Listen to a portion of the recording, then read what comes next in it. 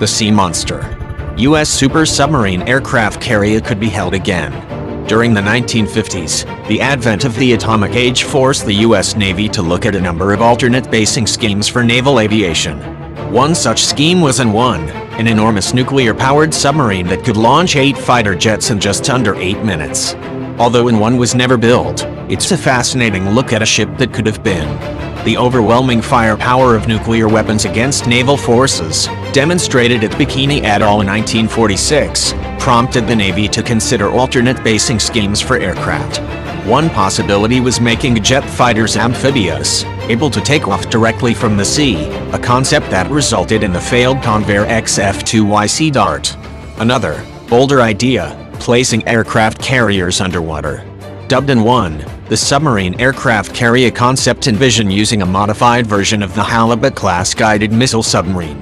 The Halibut was larger than most boats. The reason was so it could accommodate the Regulus nuclear-tipped cruise missile. The Halibut-class subs carried 5 Regulus missiles, each of which was the size of a small jet fighter, in a hangar built into the hull. The missiles launched from a rail on the outside of the hull.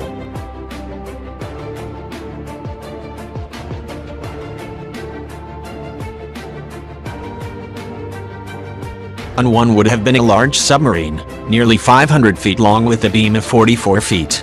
It would have had an underwater speed of 16 knots, and thanks to a 15,000 horsepower shipboard nuclear power plant, could have cruised to any point on Earth. The submarine would have had 6 bow-mounted torpedo tubes and 2 rear firing tubes. The sub's real firepower, however, was a squadron of 8 vertical takeoff fighter jets. Designed by Boeing, the Dagger-like jets would be raised up on launch platforms nose first and then boosted into the sky by 3 23,000-pound Wright SE-105 turbojets. 2 of the engines would fall away to be recovered and reused later. The plane, which never left the design stage, had an estimated top speed of Mach 3.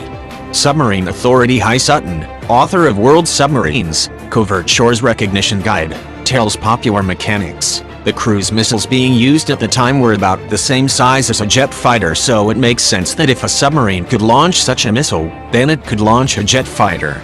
The greater challenge was landing again. Boeing proposed tail-sitting jet fighters which take off and land vertically with the engine pointing downwards. This concept was validated in a series of experimental aircraft and found to be viable but also extremely difficult to control. The pilot has to land while sitting upside down and looking over their shoulder.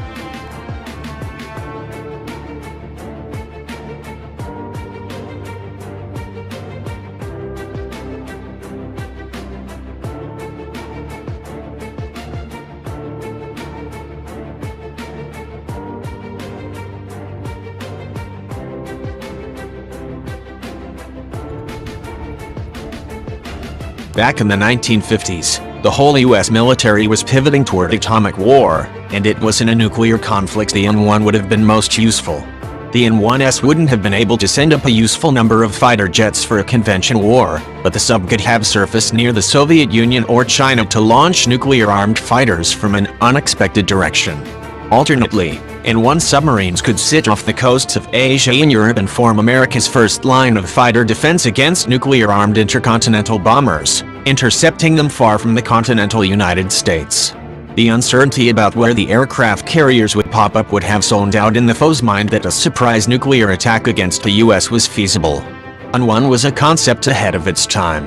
Today, the increase of high-tech threats against aircraft carriers, including hypersonic weapons and anti-ship ballistic missiles, could force them to adapt and go underwater, just like the Navy was considering 60 years ago. Unmanned aerial vehicles, launched and recovered from submarines, could someday perform many of the same missions performed by carrier aircraft.